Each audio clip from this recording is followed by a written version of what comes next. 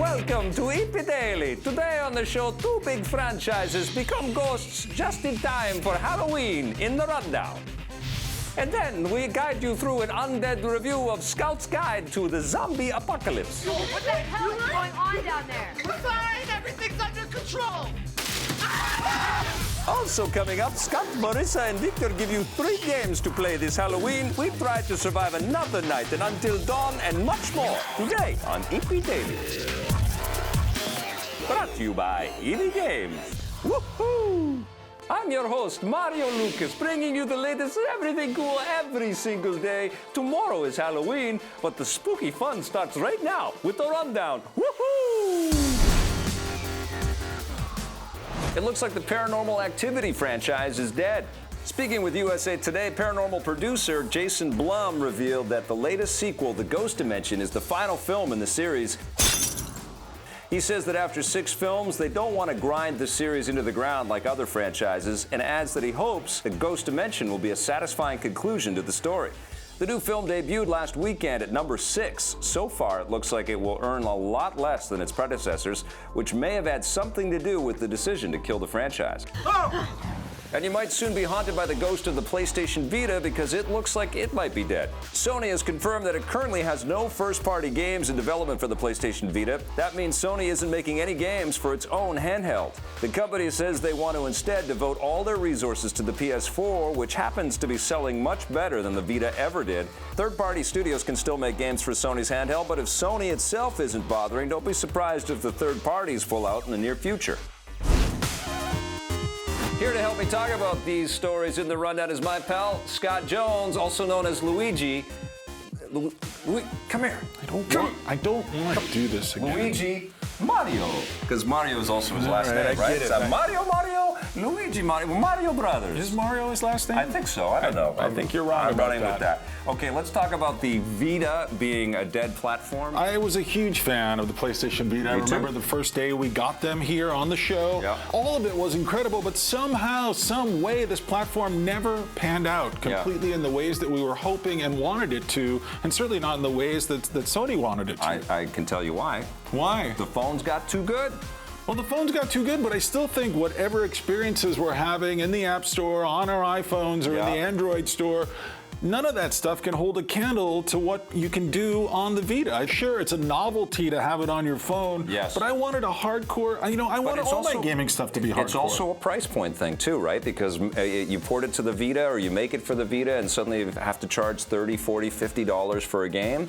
And games on iOS and Android just, they kind of top out at around $20. This is a landmark moment, though, where I feel like Sony created a great portable, and it didn't work out. And I think maybe that's the end of this kind of portable gaming. By the way, I lost my mustache. I couldn't find it. Well, you're almost growing one back, which is very good. I'm a man. I'm all grown up now. All right, let's talk about the Paranormal Activity, which is also dying. The problem that they have with this franchise is the same problem that I think, Ubisoft has with Assassin's Creed or Activision has with Call of Duty. Sure. I feel like I don't know if I need one every year. Well, and part of the problem too is that they were made to be a very low-cost experience, which was then copied by a million other production companies all doing the same kind of thing. So it kind of became a victim of its own success. All right, well, right now we have got to go to a horror movie that might just be a perfect thing to see this Halloween weekend. It's called Crimson Peak.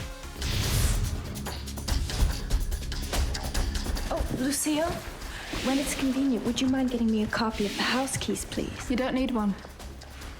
I'm sorry? There are parts of the house that are unsafe.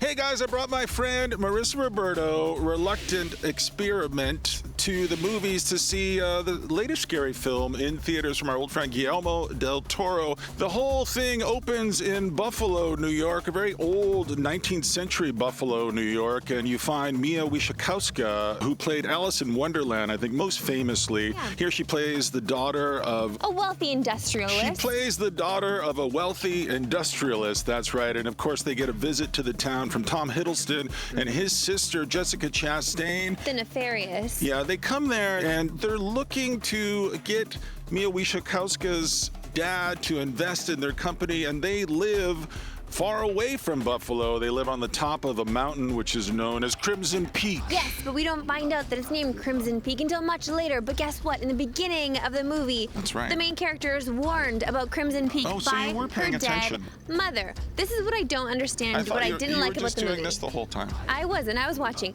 I don't understand why the dead mother has to be so scary looking as a ghost. I don't understand that. I didn't understand why any of the ghosts here needed to be that scary looking. I guess just to gather a scare from the audience. But when you think about it, there was no point to it at all.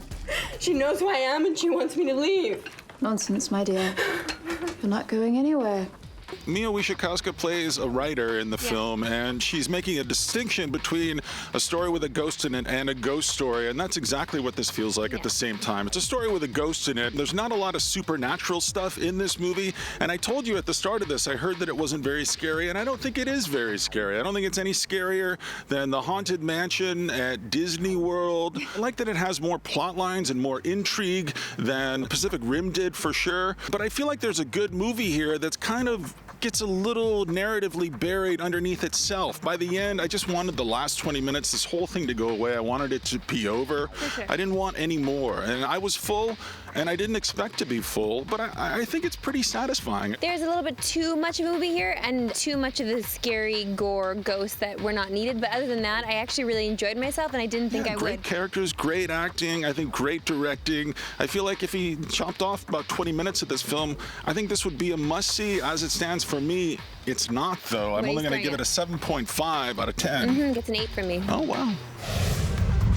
I have to see this Crimson Peak now. That looks pretty good. Yeah, I think Guillermo del Toro, he can't make a wrong move, really. That guy's so talented. Yeah. And listen, we are going to get back into the scary movie pool after the break. We got the Scout's Guide to the Zombie Apocalypse after this. Don't go away. Don't go away.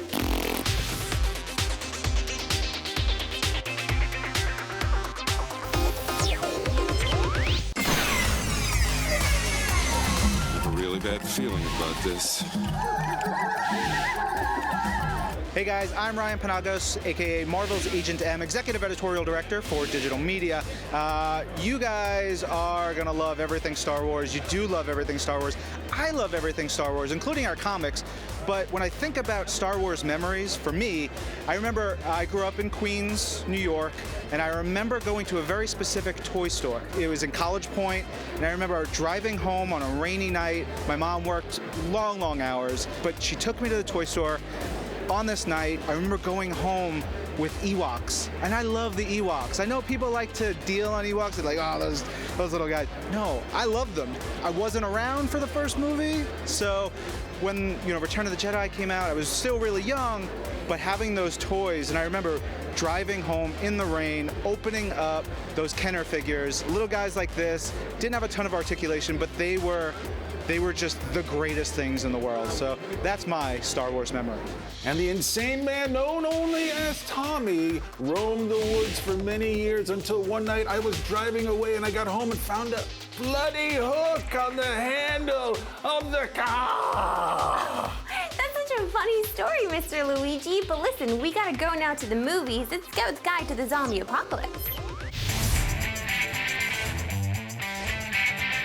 Has she been impossible to break? Pretty handy. I'm a scout. Like an actual scout? Yeah. It is the Halloween season, so why not bring out another zombie movie? But let's twist things around a little bit here. This is the Scout's Guide to the Zombie Apocalypse. What did you think, my friend? Well, you know what? I was actually excited going into it because, I hate scary movies, but this one didn't look scary at all. Yeah. I had a few jumps, though, where I was just like this, and I'm like, oh my God, I leaned over to you because the way the music is set up here and the way they set the zombies up to jump, it actually does scare you, even though you don't think you're going to be scared going into it. What the hell is going on down there? We're fine. Everything's under control. Well, basically what we have is we have 3 scouts that refuse to grow up, one of them especially, Augie. And man, that character and that actor are fused together forever in my mind now because that guy looks like an Augie. And so basically what happens is that these guys are off in the woods and then a zombie apocalypse befalls the town that they live in. Right. And it's up to them to kind of save the day and become the heroes they were always meant to be. They're archetypes, but they work. There's the cocky, quippy guy that's just out to get laid. There's the the kid that actually has a heart of gold and feels bad that he's kind of down on Augie. And then there's Augie, who is just this guy that is so in love with the idea of being the scout with the most patches on his shirt. And there's a cocktail waitress that kicks some ass. So we have all of those tropes in there, and I'm okay with it. Honestly, it's a pretty okay time at the movies, especially if we're going to go for Halloween. Victor Lucas, what are you scoring Scout's Guide to the Zombie Apocalypse? I was entertained. I'm giving it a thumbs up for the entertainment value. It gets a 7.5 from me. How about you? This is a 7 for sure. Okay. Zombie movies, Marissa Roberto. You can't go wrong with the zombies. They're always fun, no matter what. I don't know who you're talking to, Puddin'. My name is Harley Quinn. Okay, we're going to Toronto now. Here's Stephen Raju with the review of Until Dawn.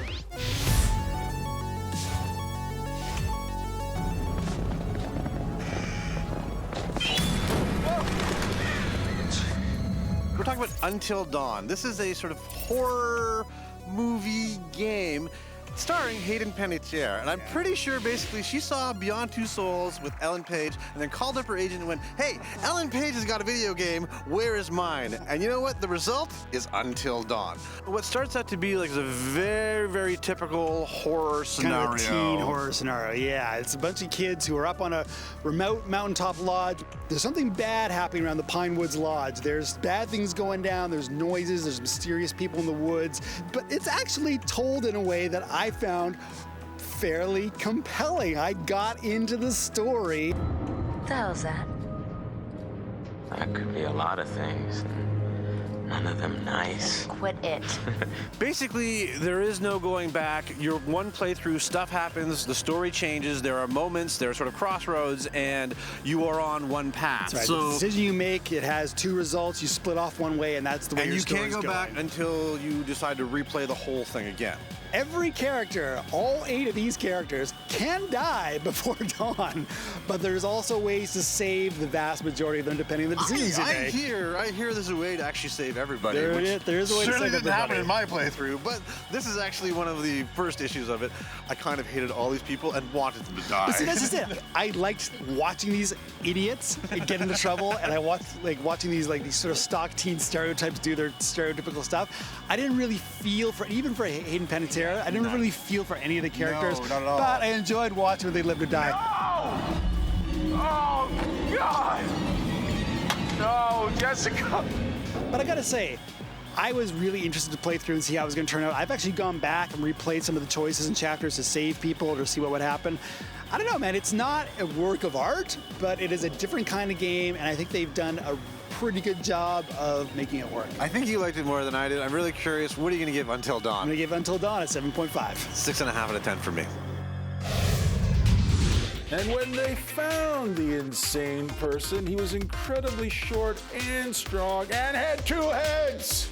I love your stories, Mr. Luigi. Thanks, Stephen Raju. That one looked really scary. I want to get into that. Coming up next, we've got more Halloween delights for you. We've got all of our scariest games after this.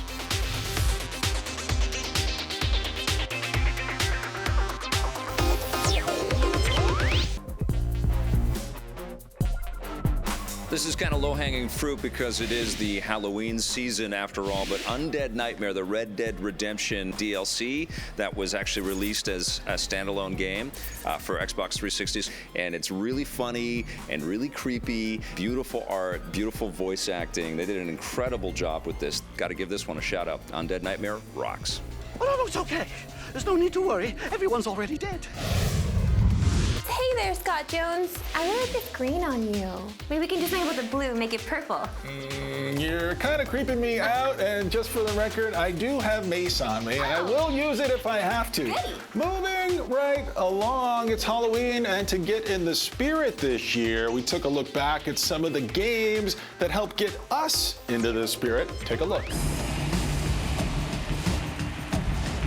So 3 games to get you into the Halloween spirit. I've got one that's seminal, and it's classic Resident Evil 4. You can play it on a myriad of different games. This is one that is just loaded with lots of creep and lots of gore, but it's really atmosphere. It's an incredible game that just gets under your skin. All of the mechanics are very, very tuned and polished, and the recent remastered version, absolutely beautiful as well. Dead Rising 3 is another terrific choice in a totally different direction. This takes everything to an absurd level. You get to drive drive different vehicles through hordes and hordes of zombies and watch them splatter and spill their guts all over the place. It's ridiculous. And another game that I think was kind of overlooked was the Castlevania Lords of Shadow series that Konami released for the PS3 and Xbox 360. I thought both of those games were really, really solid. Great mechanics, a lot of fun, not really scary, but that great vampire quality that kept you wanting to come back to it. It's a little bit more in the Devil May Cry vein. Really fun, really lengthy, definitely valuable, great for Halloween. Welcome back to Scott's special segment on scary video games. Now listen, if you go back to the original Devil May Cry, you'll find some marionettes, some puppet-type creatures that are dancing through the levels. They are scary. They are one of the scariest things I've ever seen in any video game ever. I hate those things. But what I want to talk about, different from Vic and different from Marissa, is the things in games that are actually supposed to be scary but aren't really all that scary. Let's get started with my old friend, Stubbs the Zombie. Now, this was the first zombie game in existence that took sort of a more comedic take on the zombie lifestyle. You run around, you bite heads. Most impressive of all, you fart, and that's the way you defend yourself over the course of the game. Oh! Now, the next thing that I see in video games that's supposed to be scary are ghosts, and you find a lot of ghosts in Super Mario 64. They're in haunted houses, but the haunted houses themselves aren't very scary, and the ghosts aren't very scary. And the third and final thing that I want to talk about is, of course, Plants vs. Zombie. I think some of the zombies in this game are some of the funniest creatures I've seen in any game. I like PopCap's take on zombie culture, all very lighthearted, and I need lighthearted stuff this time of year. Everybody's got zombies and spiders and pumpkins everywhere. I need comedy. Give me Halloween comedy. Guess what, everybody? I do not enjoy Halloween. Surprise, surprise. But I do want to recommend at least one scary game in my 3 scary games to recommend. That one scary game that really terrified me is called Zombie U. This game has been out for a while now, but I really want to give it some love because the Wii U has had a resurgence in my heart as of late, especially. And if you're really into the spooks and the scares, I think you should give this game a shot. I'm going to stick with my games that are not so spooky scary. One of them that I just picked up recently that I am loving is called Yokai Watch. This one I know doesn't seem that scary, but the first yokai that you meet looks like a ghost, so that's why I'm allowed to throw that one in here.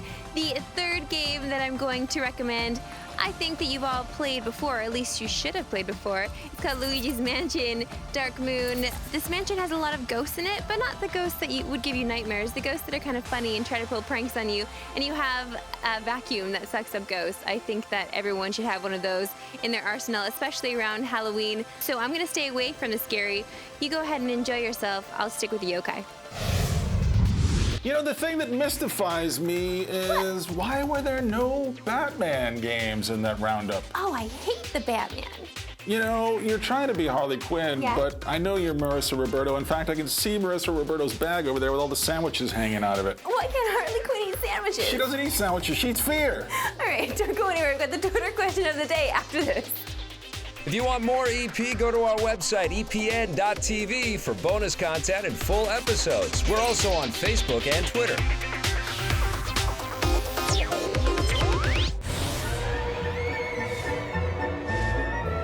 Boo! I'm very scary today because I saw a movie called Of Unknown Origin. Terrible title, I know. It stars Peter Weller, our old friend RoboCop. In the film, he plays a writer who stays at home while his family goes away. He's home alone, and of course, something tries to get into the place where he lives. Now, the something that tries to get in is not what you think it's going to be.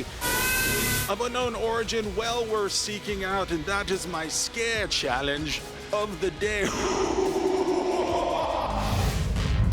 That was the last spooky story from Mr. Scott Jones. Good job, my friend. I'm hoping that this is the last Mario accent we have on the show. All right. Let's get serious now, okay? Serious. What is the spookiest video game that you have ever played on any console or PC? Happy Halloween to you all. This is from Shane York.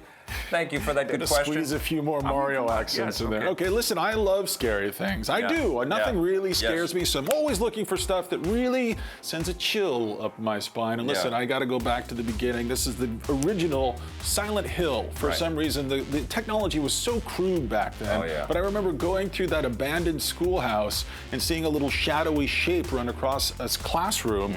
And I really did get legit chills from that. You know, and then moving right along, I never really appreciated Silent Hill 2.